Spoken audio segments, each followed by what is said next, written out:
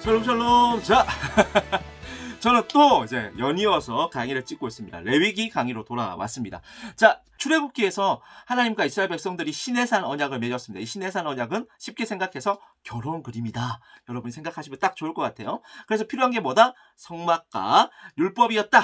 여러분 딱 이제 기억나시고 정리되시죠? 자, 그런데 또 문제가 생겨요. 문제가 뭐냐 하면 하나님은 거룩하신 분이에요. 그런데 이스라엘 백성들은 어떻냐면 부정한 존재란 말이에요. 그렇죠? 그런데 거룩과 부정이 만나면 제가 모세오경 개가 시간 때 이야기를 했습니다. 거룩과 부정이 만나면 어떻게 될까요? 죽어요. 그럼 이스라엘 백성들하고 하나님이 함께 할 수 있을까요? 없잖아요. 신혼집을 차리긴 했는데 거룩하신 하나님과 부정한 이스라엘 백성이 만나면 이스라엘 백성들이 다 죽어나가는데 어떻게 신혼생활을 할 수 있겠습니까? 그쵸, 여러분. 그래서 이 부정한 이스라엘 백성들의 속성을 바꾸어 주는 방법이 있다. 그게 바로 레위기다. 여러분, 이 레위기가 그래서 중요한 겁니다. 우리가 보면 이 레위기 또 재미없었잖아요. 그쵸? 레위기 너무너무 재미없었어요. 자, 그런데 이스라엘 백성의 입장에서는 어떨까요? 거룩하신 하나님을 만나려면 부정한 자기들이 하나님 만나러 가면 다 죽는데 어떻게 해야 될까요? 레위기에서 알려준 하나님을 만나는 방법. 그래서 하나님 만나도 죽지 않는 방법이니까 이거는 생명과 직결되어 있는 아주 중요한 생존 방법이었다고요. 여러분, 그러니까 레위기가 너무너무 중요한 거였겠죠. 자, 그래서 이제 레위기에 대한 이야기를 좀 하려고 합니다. 레위기도 두 부분으로 나눌 수 있습니다. 1장부터 16장까지 이제 첫 번째 1부고요. 또 17장부터 27장까지를 2부라고 이야기를 할 수 있어요. 자, 1장부터 16장까지의 내용은 어떤 내용이냐 하면 하나님하고 이스라엘 백성들이 이제 만나야 되잖아요. 자, 그런데 하나님은 거룩, 이스라엘 백성은 부정. 계속해서 지금 반복하고 있어요. 중요하니까. 자, 만나면 죽어요. 그러면 만날 수 있는 방법을 만들어야겠죠. 이스라엘 백성의 속성을 바꾸어 주는 겁니다. 속성을 바꾸어 주어서 하나님을 만나도 죽지 않을 수 있도록 만들어 주는 거예요. 자, 그래서 제가 세 가지 속성에 대해서 이야기를 해드리겠습니다. 자, 여기 하나님이에요. 하나님은 거룩한 속성을 가지고 있어요. 자, 제일 끝에 이스라엘 백성들은 부정한 속성을 가지고 있어요. 자, 그런데 이스라엘 백성이 거룩까지 나아갈 수 있을까요? 그럴 일은 없어요. 레위기의 주제이기도 하고 하나님께서 물론 이렇게 말씀하셨습니다. 내가 거룩하니까 너희도 거룩해라. 물론 우리가 거룩해야 돼요. 하지만 하나님께서 보여주신 그 거룩까지 우리는 나아갈 수 없습니다. 우리는 하나님이 아니잖아요. 그렇죠? 우리는 죄인이라서 이 거룩까지 나아갈 수는 없어요. 자, 그러면 우리가 지향해야 할 방향성은 거룩이 맞습니다. 하지만 우리는 하나님과 같이 거룩한 존재는 될 수 없어요. 계속해서 그렇게 되려고 지금도 성화 중에, 과정 중에 있는 사람들입니다. 요걸 정확하게 이해를 하셔야 돼요. 우리가 하나님과 같이 거룩해질 수 있느냐? 거룩해 될 수는 없습니다. 하지만 우리의 삶의 방향성은 거룩을 지향해야 합니다. 거룩을 바라봐야 합니다. 그런데 이 거룩이 언제 완성된다고요? 주님께서 다시 오시는 그날에 우리 가운데 있는 그 거룩이 완성되어지는 거예요. 그 전에는 우리가 과정 중에 있다라고 이야기를 했어요. 자, 그러면 다시 한 번 더 설명을 해보겠습니다. 하나님 거룩, 이스라엘 백성 부정. 자, 그런데 이렇게 가는 거예요. 자, 그런데 가는데 하나님과 이스라엘 백성이 만나기 위해서는 최소 이 중간 단계까지는 와야 했어요. 이 중간 단계의 속성을 뭐라고 이야기하느냐 하면 바로 정결이라고 이야기를 해요. 정결. 이 정결은 무속성이에요. 속성이 없는 거예요. 속성이 없는 거. 이 부정한 이스라엘 백성들이 거룩한 하나님을 만날 수는 없어요. 그러면 어떤 단계까지는 와야 된다고요? 정결 단계까지는 와야 됩니다. 부정한 이스라엘 백성들이 정결해지는 단계까지 오기 위해서 필요한 것이 있어요. 그게 뭐냐? 바로 정결법입니다. 부정했던 그 이스라엘 백성들이 이 정결 단계에 오기 위해서는 반드시 뭘 해야 한다고요? 정결법을 시행해야 한다고요. 자, 그러니까 정결법이 정말로 중요하다. 그죠? 정결법만 중요한 것이 아닙니다. 이스라엘 백성들이 정결한 단계가 되었어요. 이제 하나님을 만나야 되잖아요. 하나님을 만나야 되는데 문제는 어떻게 만나요? 이때 필요한 게 제사법입니다. 제사법은 뭐냐면 하나님께서 이스라엘 백성들에게 하나님을 만나기 위해서는 이렇게 해야 한다. 너희가 이렇게 제사를 드려야 한다라는 것을 직접 알려주신 거예요. 왜냐하면 예배의 주인은 사람이 아니라 하나님이에요. 룰을 정하시는 것은 하나님이십니다. 그러니까 하나님께서 제사법을 통하여서 정결한 이스라엘 백성들이 하나님을 만날 수 있는 그 통로를 마련해 주신 거죠. 자, 다시 한번 더 이 전체적인 그림을 한번 더 정리해 보겠습니다. 잘 한번 집중해서 따라와 보세요. 부정한 이스라엘 백성들이 거룩한 하나님을 만나기 위해서는 반드시 정결 단계까지 와야 했습니다. 자, 부정한 이스라엘 백성들이 정결 단계까지 오기 위해서 필요한 법이 무엇이었죠? 정결법이었습니다. 자, 이제 정결 단계까지 왔어요. 자, 그러면 이 정결 단계에 있는 이스라엘 백성들이 하나님을 만나기 위해서 하나님께서 직접 마련해 주신 통로가 뭐라고요? 제사법. 이 제사를 통해서 이 정결한 이스라엘 백성들이 하나님을 만날 수 있게 되는 것입니다. 자, 그래서 레위기에서는 시간적 흐름이 흘러가지 않습니다. 무언가를 설명해 주고 있어요. 무엇을 설명해 주냐 하면요. 시내산 언약에서 조금 이제 보충 설명이 필요한 부분들을 아주 정밀하고 아주 면밀하게 우리에게 설명을 해 주고 있어요. 시내산 언약만 보면요. 신혼집도 있고 하나님과 이스라엘 백성들이 같이 지낼 룰도 있는데 하나님과 이스라엘 백성들이 직접 만났을 때는 어떻게 해야 되는지는 자세하게 안 나와 있거든요. 그래서 레위기를 따로 떼서 하나님과 이스라엘 백성이 만났을 때 어떻게 해야 하는지를 정결법과 제사법을 통해서 우리에게 아주 상세하게 설명을 해주고 있는 것이랍니다. 언약 백성으로 어떻게 이제 거룩함을 유지할 수 있을까? 제가 이 거룩함은 완전한 거룩은 아니다 이야기했어요. 거룩의 방향성을 의미합니다. 언약 백성으로 어떻게 거룩을 유지할 수 있습니까? 이 제사법과 정결법을 계속해서 지키는 것에 통하여서 이 거룩한 방향성을 유지할 수 있습니다. 그래서 하나님과 이스라엘 백성이 만나서 교제하는 방법, 그 교제하는 방법을 자세하게 기록한 책이 바로 레위기라고 할 수 있습니다. 자, 그러니까 정말로 정결법과 제사법이 너무너무 중요한 것입니다. 여러분 꼭 기억하셨으면 좋겠어요. 자, 그런데 제사라는 것이 오늘날로 치면 예배잖아요. 제사도 마찬가지고 예배도 주인은 누구시라고요? 하나님이시라고요. 룰을 제정하시는 분은 누구시라고요? 하나님이시라고요. 우리 마음대로 제사 드리고 우리 마음대로 예배 드릴 수 있다고요? 아니, 없다고요. 하나님께서 지정하신, 하나님께서 제정하신 그 룰을 따라서 우리는 예배 드려야 한다는 것을 여러분께서 꼭 기억하셨으면 좋겠습니다. 네. 그러니 여러분 예배를 조금 더 엄격하게 생각하셨으면 좋겠어요. 예배는 여러분 마음대로 뭐 온라인 예배 드릴 때 뭐 잠옷바람으로 막 드리고 막 그러잖아요. 안 된다고. 큰일 난다고. 율법적으로 이야기하는 것이 아니라 예배를 준비하는 여러분의 마음, 또 예배에 참여하는 여러분의 마음은 정말로 하나님께서 보고 계십니다.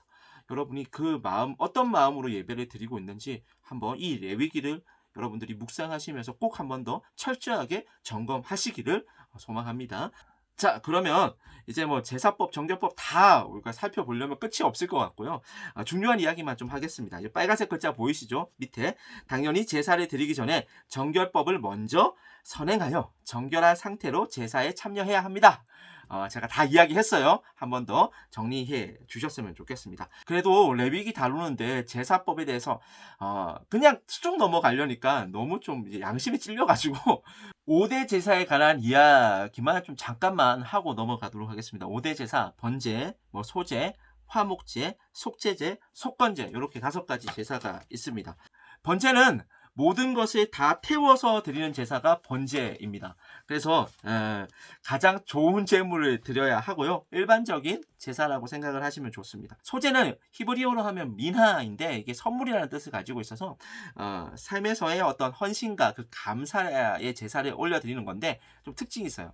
이 소제는 가루로 드리는 제사입니다. 그래서 곡식을 가루로 빻아가지고 가루를 하나님께 올려드리는 제사가 바로 소제입니다. 화목제는 교제를 딱 생각하시면 좋을 것 같아요. 원래 하나님께 드려진 제물은 이제 제사장 외에는 손을 댈 수가 없거든요. 그런데 이 화목제물만 모든 이웃이 둘러앉아서 먹을 수 있었습니다. 그래서 교제를 생각하시면 딱 좋다고 그랬어요.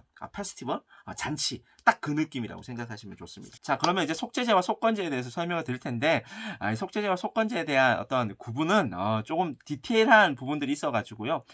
나중에 레위기를 따로 공부할 시간이 있으면 여러분들하고 좀 디테일하게 좀 나누고요. 지금은 좀 퉁쳐가지고 좀 이야기를 하겠습니다. 속죄제와 속건제는 죄의 문제를 해결하기 위해서 드렸던 제사가 바로 속죄제와 속건제입니다. 아, 목사님 번제도 희생제물 드렸잖아요. 맞아요. 그런데 이 번제보다 조금 더 분명한 목적을 가지고 드렸던 제사가 바로 속죄제와 속건제다라고 여러분이 좀 기억을 해주시면 나중에 레위기 공부할 때까지는 그렇게 구분하시면 도움이 좀 될 거라고 저는 생각을 합니다. 네. 자, 이제 좀 넘어가 보도록 하겠습니다. 레위기 1부의 마지막이 레위기 16장이거든요. 근데 이 레위기 16장이 어떤 이야기를 하고 있냐면 대속죄일에 관한 이야기를 하고 있어요. 이 대속죄일은 1년에 딱 한 번만 있는 날이고요. 무슨 날이냐 하면 말 그대로 이스라엘 백성의 이스라엘 백성 전체의 죄를 해결하는 날입니다. 방식이 어떤 방식으로 해결했냐 하면 아사셀 염소를 정해요. 그리고 대제사장이 이 아사셀 염소에게 이스라엘 백성의 전체의 죄를 전가합니다. 전달! 전달한 다음에 대제사장이 아사셀 염소에게 이제 안수한 다음에 이 아사셀 염소를 광야로 보냅니다. 그러면 이 아사셀 염소가 이스라엘 백성의 전체의 죄를 이렇게 지고 광야로 두벅 걸어가서 나중에 어떻게 되죠? 나중에 당연히 광야에서 죽겠죠. 그것을 통하여서 이스라엘 백성의 죄 문제를 해결할 수 있었습니다. 누가 대신 죽은 거죠? 아사셀 염소가 대신 죽은 것입니다. 우리의 죄는 그냥 해결되는 것이 아니다라는 것을 계속해서 제사법이 우리에게 보여주고 있어요. 네, 여러분이 잘 기억하셨으면 좋겠습니다. 그래서 우리의 죄값을 단번에 영원히 해결해 주신 분이 누구죠? 바로 예수님이죠. 네. 그래서 예수님 너무너무 중요한 거다. 그래서 예수님 너무너무 필요하다라는 이야기를 지금 예수님을 비유하면서 계속해서 주구장창 같은 이야기만 다른 비유를 통해서 하고 있는 것 같습니다. 여러분, 예수님이 정말로 필요합니다. 예수님 없으면 우리 살 수 없습니다. 예수님께서 우리를 대신해서 모든 죄값을 치루어 주셨기 때문에 우리가 살았다는 것을 여러분께서 꼭 기억하셨으면 좋겠습니다. 자, 이제 레위기 2부로 넘어가 보도록 하겠습니다. 레위기 2부는 좀 간단해요. 거룩한 삶에 관한 이야기입니다. 17장부터 27장까지의 내용이고요. 17장부터 27장까지의 가장 핵심적인 메시지는 뭐냐면요. 거룩한 삶이에요. 거룩한 삶. 우리가 어떻게 하면 거룩한 삶을 살 수 있을까? 1부에서는 뭐였죠? 부정한 이스라엘 백성들이 거룩한 하나님을 만나기 위해서 정결법이 필요했고 또 제사법을 통하여서 하나님과 교제할 수 있게 되었다! 라는 게 1부의 내용이었잖아요. 그러면 이스라엘 백성들이 이제 어떻게 살아야 할까? 거룩한 삶을 통해서 살아야 된다. 그 이야기를 하는 거죠. 그래서 레위기의 전체 주제는 내가 거룩하니까 너희도 거룩해라. 여기서 거룩이란 말은 이렇게 되는 거 아니라 그랬어요. 방향성이라 이야기했어요. 방향성. 이 너무 중요해요. 방향성. 그럼 어떤 방향으로 이 거룩의 모습을 우리가 살아낼 수 있을까요? 저는 두 가지라고 생각을 합니다. 첫 번째는 이웃사랑. 이웃사랑 너무너무 중요해요. 하나님을 사랑하고 이웃을 사랑하는 것을 통하여서 우리는 거룩한 방향을 우리의 삶 가운데 만들어낼 수 있습니다. 두 번째는 자연과의 공존입니다. 안식년과 희년은 딱 이것을 우리에게 보여준다고 생각을 해요. 안식년은 7년마다 안식을 취하는 거잖아요. 6년까지는 열심히 경작하고 7년째 되는 그 안식년에는 땅을 좀 쉬게 해줘라. 공존하라는 겁니다. 우리가 생각하면 7년 내내 농사 짓는 게 효율적이라고 생각하잖아요. 그런데 하나님께서는 이 안식년을 제정하는 것을 통하여서 물질을 의지하기보다는 효율을 생각하기보다는 하나님을 더 의지하고 이 공존할 수 있는 방법을 한번 생각해봐라. 그렇게 우리에게 말씀하시는 것입니다. 희년도 마찬가지예요. 희년은 이 안식년이 7번째 돌고 나서 50년째 모든 것을 리셋시키는 것입니다. 모든 것을 제자리로 돌리는 것입니다. 노예도 이제 자유의 몸이 되는 거예요. 희년이 되면. 한번 생각을 해보십시오. 그 49년간 노예 생활을 하던 사람이 50년째 희년을 맞이했을 때 그 기쁨이 어떤 것일까? 근데 그 기쁨이 바로 우리의 기쁨이에요. 죄의 노예로 살아가던 우리가 예수님을 통해서 희년을 맞이한 거죠. 네. 어쨌든 안식년과 희년 이 두 가지 개념은 자연과의 공존을 이야기하고 있고요. 또 세 번째는 또 무엇을 이야기하고 있냐면 하나님께서 주신 이 토지는 모두 다 하나님의 것이다 라는 것을 하나님께서 분명하게 보여주고 있다고 저는 생각을 합니다. 그래서 레위기 2부를 좀 정리할 때는 이렇게 좀 정리를 했으면 좋겠어요. 첫 번째, 거룩의 방향성을 우리가 우리의 삶 가운데 어떻게 드러낼 수 있느냐? 하나님과 이웃을 사랑하는 것을 통해서 드러낼 수 있습니다. 두 번째, 안식년과 희년을 통해서 우리가 무엇을 배울 수 있느냐? 자연과의 공존을 배울 수 있습니다. 세 번째, 모든 토지는 하나님께서 주신 선물입니다. 이렇게 정리를 좀 해 놓으면 나중에 이 레위기 17장부터 27장까지 좀 읽어 나가실 때 분명히 도움이 될 것이라고 생각을 합니다. 자, 이제 레위기 전체를 한번 정리해 보도록 하겠습니다. 레위기 1부에서는 기억나시죠? 부정한 이스라엘 백성이 정결법을 통해서 정결하게 되었고, 이 정결해진 이스라엘 백성이 제사법을 통해서 거룩한 하나님과 교제하게 되었다. 이게 1부 내용이었어요. 2부는 이렇게 하나님과 교제하는 이스라엘 백성들이 어떻게 살아야 된다고요? 거룩한 방향성을 가지고 살아야 한다. 그 거룩한 방향성을 어떻게 가지게 되는데, 하나님과 이웃을 사랑하는 것을 통하여서, 두 번째 자연과 공존하는 것을 통하여서, 세 번째 모든 것을 하나님께서 주셨다라는 것을 기억하는 것을 통하여서 우리는 거룩한 삶을 살아낼 수 있다라고 레위기는 이야기를 해주고 있습니다. 여러분, 저는 레위기를 통하여서 하나님께서 지금도 우리에게 말씀하고 계신다고 생각해요. 내가 거룩하니까 너희도 거룩해라. 그 거룩한 방향성을 잊지 마라. 하나님과 이웃을 사랑하는 것을 통하여서 그 거룩한 방향성을 여러분의 삶 가운데서 보여주십시오. 또 두 번째는 자연과 공존을 통하여서, 자연과 더불어 함께 사는 것을 통하여서 하나님께서 우리에게 부여하신 그 통치권을 사랑의 원리로 제대로 활용할 수 있는 우리 청년들이 되었으면 좋겠습니다.